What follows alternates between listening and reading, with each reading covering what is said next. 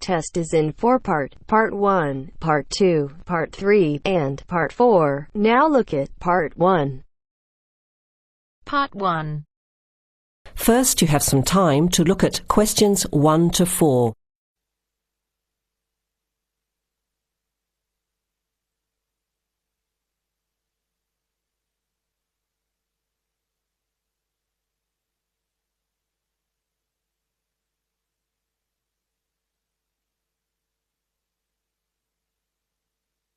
You will hear the recording once only. Listen carefully to the conversation and answer questions 1 to 4. OK, who's next, please? I think I am. How can I help you? I just came in on flight 372 from Singapore at 11:30 and my luggage hasn't arrived. I've been waiting at the baggage claim for about half an hour now and everything seems to have come off the plane. The conveyor belt has stopped and all the passengers have gone. So I came here to find out what has happened to my bag. Can I see your ticket, please? Here it is. So you came from Hong Kong today and changed planes in Singapore, right? Yes, the connection in Singapore was a tight one. The plane got in late and I had to rush to get to the next flight. That's the problem right there. There wasn't enough time to get your bags onto the connecting flight. Normally, Singapore Airport is very efficient. Now, I need you to fill in these forms. Your name. Jenny Lee. Address. I guess you want my address here. I'm staying with relatives. Just a minute, I'll have to look it up. It looks like 583. No, it's 533 East 67th Street in Riverside. Do you have the phone number there? Yes, I do. It's 93014269. So you came in on Qantas Flight 392. Do you know the number of the flight out of Hong Kong? Let me see. I think it was Cathay Pacific 900 or something. Oh yes, it says here, CX912. Before you hear the rest of the conversation, you have some time to look at questions 5 to 10.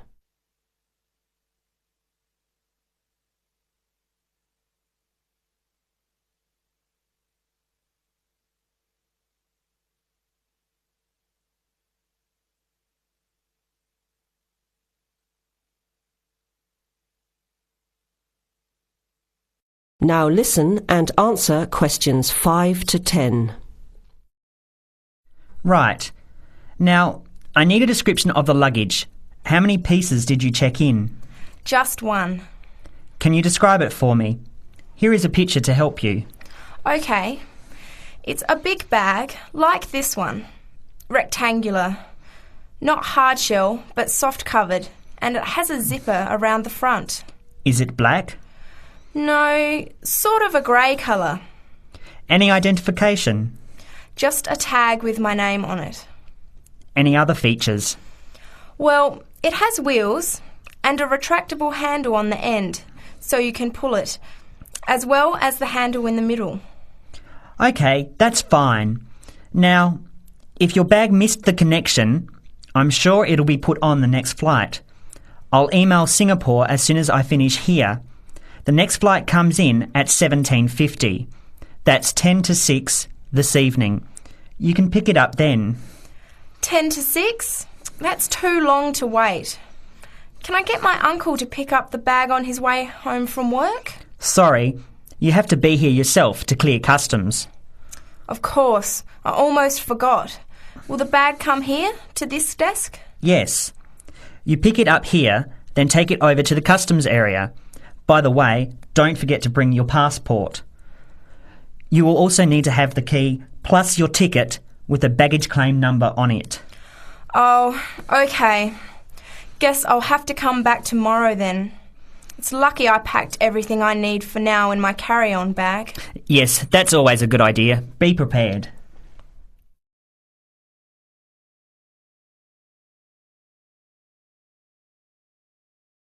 That is the end of part 1.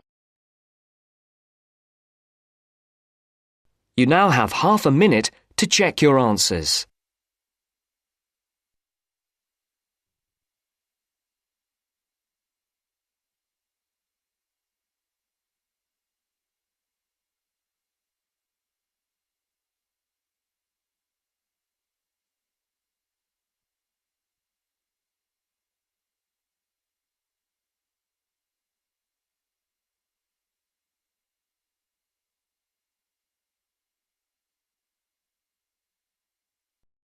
Now turns to part 2. Part 2. You'll hear a man talking about living and working on Trinidad.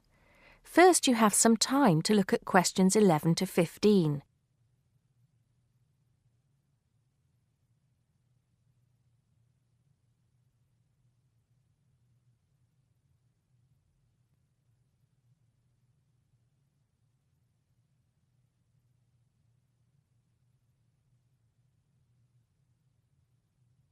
Now listen carefully and answer questions 11 to 15. Hi, I'm Steve Pinfold, and I'm here today to tell you about my gap year, which I took about 20 years ago. Unlike many students these days who go travelling or get some work experience between school and university, I decided to do something completely different after finishing my degree. I applied to work for a charity organisation. What it does is it sends people with particular skills to countries where those skills are needed. Apart from having some experience teaching English to summer school students, I didn't have any particularly useful skills, I thought, but luckily I was still accepted. I had to find the money for the flight, but you get free accommodation. I stayed with a family of 5. And you do get paid, but not much.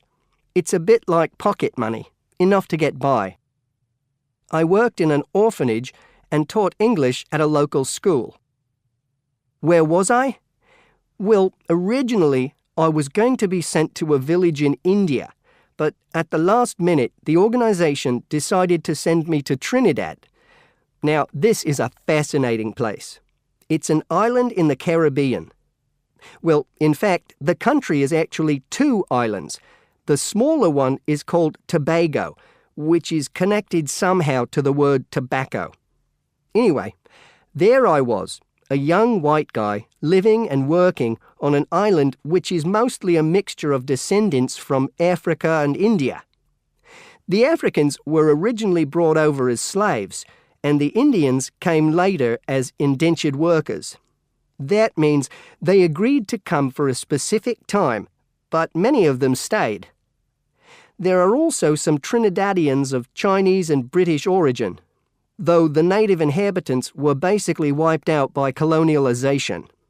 I myself felt completely accepted and had the time of my life. The language everyone speaks is English, so there was no problem for me there, but some concepts don't quite translate. They're pure Trinidadian. There's the term liming, for example, which means sitting around watching the world go by. Also, there's the famous carnival, when the whole island is taken up in playing mass. For a whole month, around February or March, it depends when Easter is, everyone's busy preparing costumes, practicing calypsos, soca and steel pan music, and most importantly, partying. Before you hear the rest of the talk, you have some time to look at questions 16 to 20.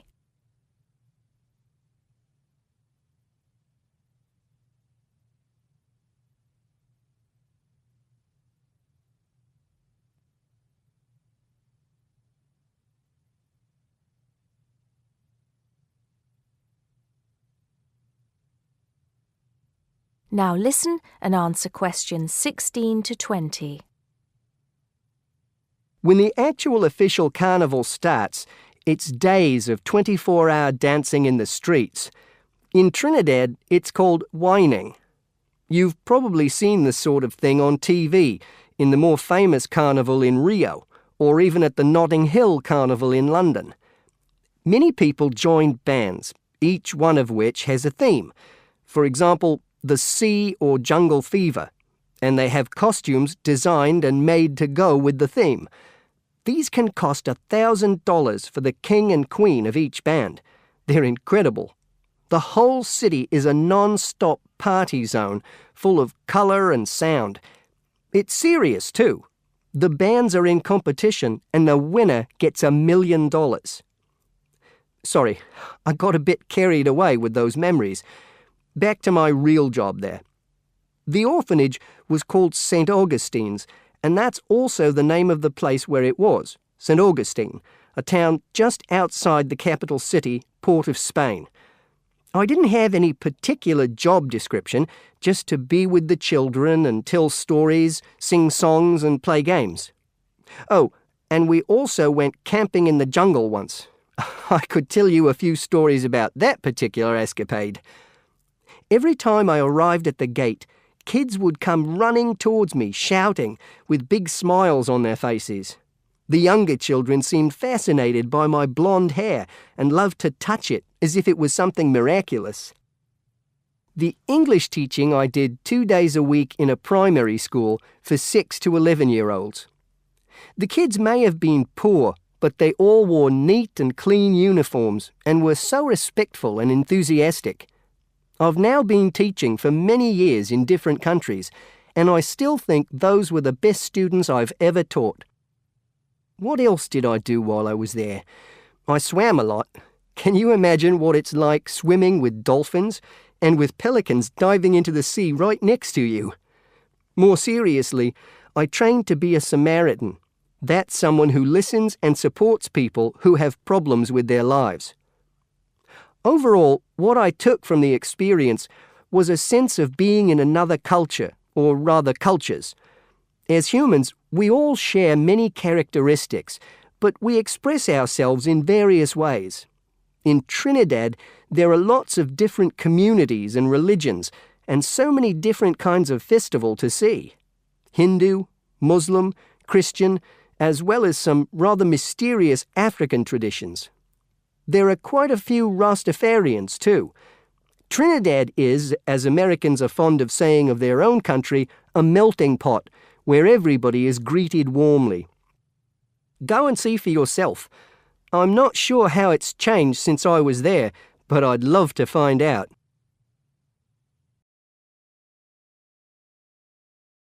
That is the end of part 2.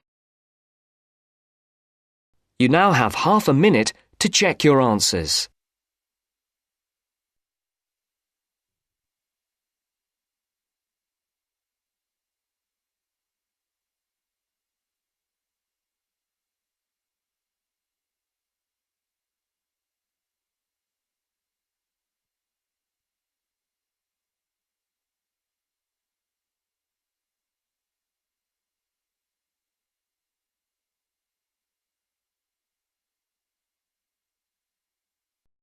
Now turns to part 3. Part 3. You will hear a group of students, Henry, Joe, Nancy, and Gordon, discussing changes to their work experience placement arrangements. First, you have some time to look at questions 21 to 26.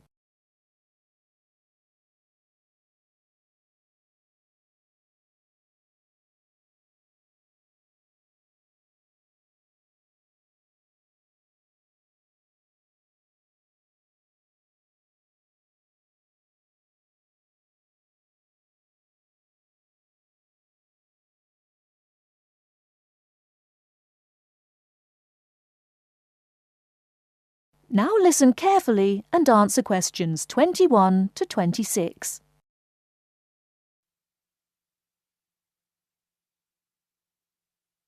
Look, there's the notice that Professor Jones told us he'd be putting up confirming the details of our work experience placements.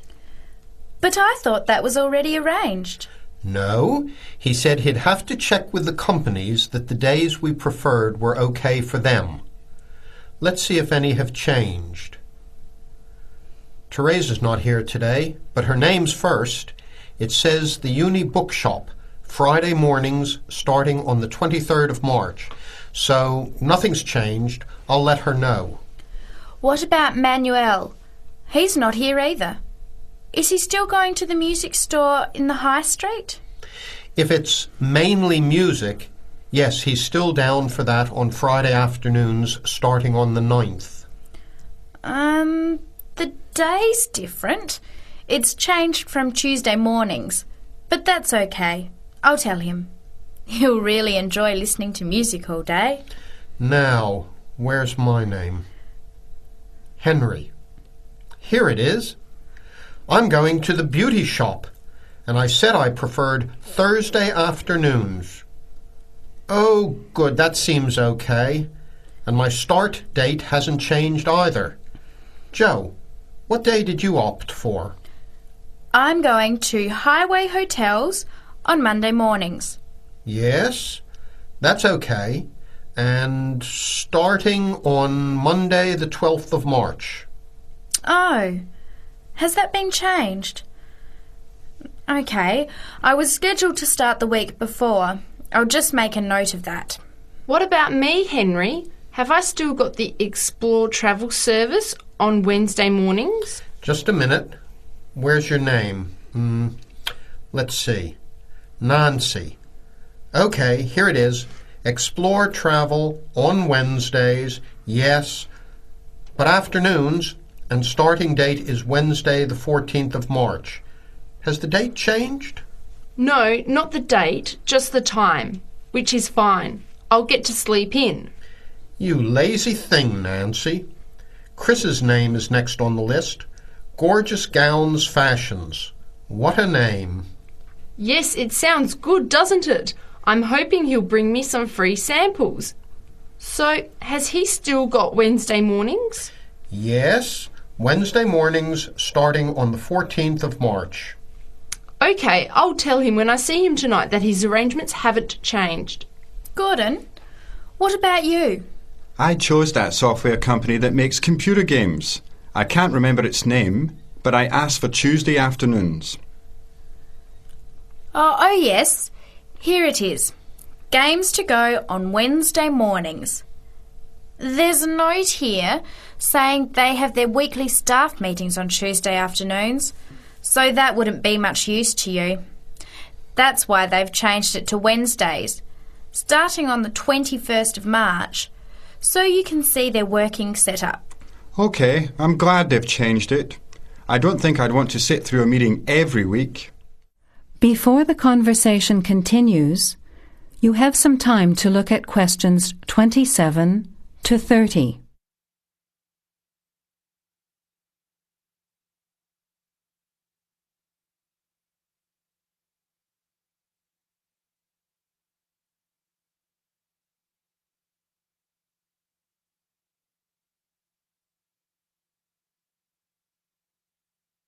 Now, as the conversation continues, answer questions 27 to 30.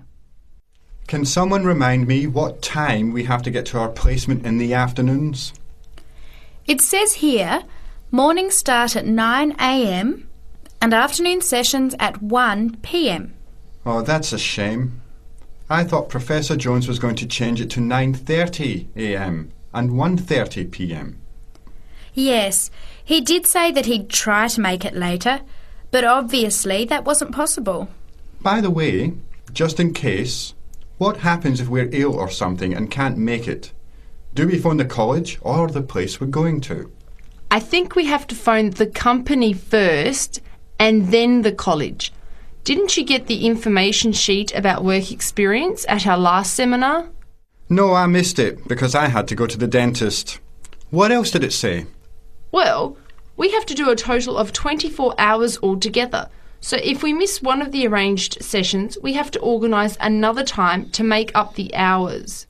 And he gave us details of the presentation we have to give about our work experience. Oh, really? What do we have to do? In week 10, we each have to give a presentation to the class about the company we've been with. It's 30% of our final mark for this subject, so it's going to be a lot of work. Yes, he's expecting us to do a lot of research while we're there so that we can outline the history of the company, its management structure, number of employees, other branches, etc. And he said we should use lots of visuals such as diagrams and flowcharts during the presentation. Yes, and we should also include what we did each week, the different departments of the company or positions that we observed, and try to relate what we saw to our studies so far.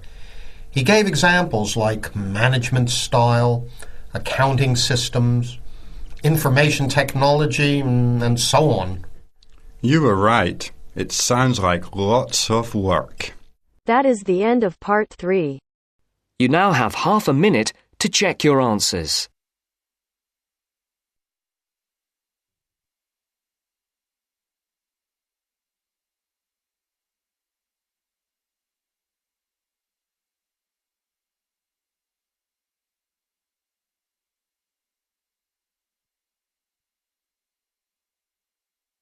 Now turns to part 4.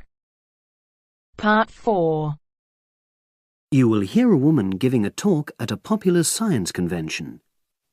She is describing research into artificial gills designed to enable humans to breathe underwater. Now you have some time to look at questions 31 to 40.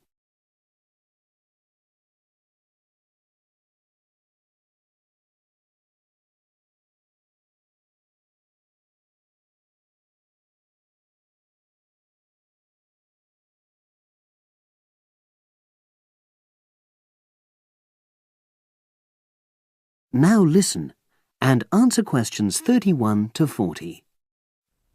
In my talk today, I'll be exploring the idea of artificial gills. I'll start by introducing the concept, giving some background and so forth, and then I'll go on to explain the technological applications, including a short, very simple experiment I conducted. Starting with the background. As everyone knows, all living creatures need oxygen to live. Mammals take in oxygen from the atmosphere by using their lungs, and fishes take oxygen from water by means of their gills, which of course in most fishes are located either side of their head. But human beings have always dreamt of being able to swim underwater like the fishes, breathing without the help of oxygen tanks. I don't know whether any of you have done any scuba diving, but it's a real pain having to use all that equipment. You need special training, and it's generally agreed that tanks are too heavy and big to enable most people to move and work comfortably underwater. So scientists are trying a different tack. Rather than humans carrying an oxygen supply as they go underwater, wouldn't it be possible to extract oxygen in situ? That is, directly from the water while swimming. In the 1960s, the famous underwater explorer Jacques Cousteau, for example, predicted that one day surgery could be used to equip humans with gills. He believed our lungs could be bypassed and we would learn to live underwater just as naturally as we live on land. But of course, most of us would prefer not to go to such extremes. I've been looking at some fairly simple technologies developed to extract oxygen from water, ways to produce a simple, practical artificial gill, enabling humans to live and breathe in water without harm. Now, how scientists and inventors went about this was to look at the way different animals handled this. Fairly obviously, they looked at the way fishes breathe, but also how they move down and float up to the surface using inflatable sacs called swim bladders. Scientists also looked at animals without gills, which use bubbles of air underwater, notably beetles. These insects contrive to stay underwater for long periods by breathing from this bubble, which they hold under their wing cases.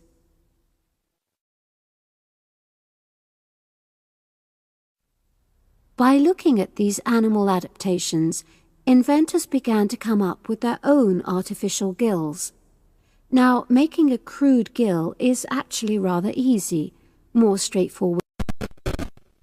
You take a watertight box, which is made of a material which is permeable to gas, that is, it allows it to pass through inwards and outwards.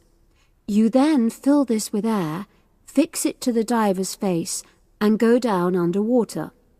But a crucial factor is that the diver has to keep the water moving so that water high in oxygen is always in contact with the gill, so he can't really stay still.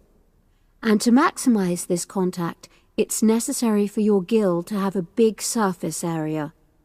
Different gill designers have addressed this problem in different ways, but many choose to use a network or lattice arrangement of tiny tubes as part of their artificial gills.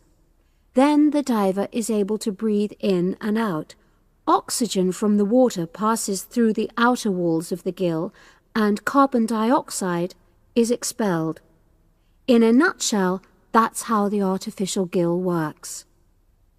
So, having read about these simple gill mechanisms, I decided to create my own. I followed the procedure I've just described, and it worked pretty well when I tried it out in the swimming pool.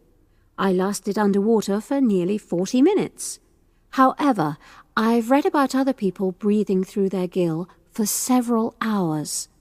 So the basic idea works well, but the real limitation is that these simple gills don't work as the diver descends to any great depth because the pressure builds and a whole different set of problems are caused by that. Research is being done into how these problems might be overcome, but that's another story, which has to be a subject of another talk. Despite this serious limitation, many people have high hopes for the artificial gill, and they think it might have applications beyond simply enabling an individual to stay underwater for a length of time. For example, the same technology might be used to provide oxygen for submarines, enabling them to stay submerged for months on end without resorting to potentially dangerous technologies such as nuclear power. Another idea is to use oxygen derived from the water as energy for fuel cells. These could power machinery underwater, such as robotic devices. So, in my view, this is an area of technology with great potential. Now, if anyone has any questions, I'd be happy to answer. Yes, lady at the...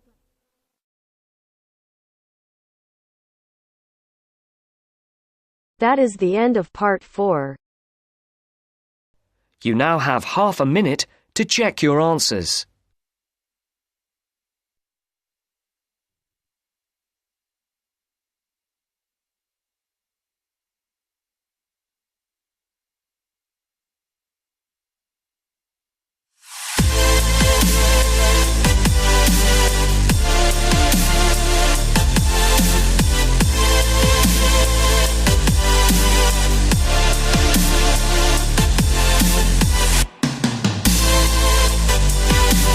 That is the end of the test. You now have 10 minutes to transfer your answers to your IELTS listening answer sheet.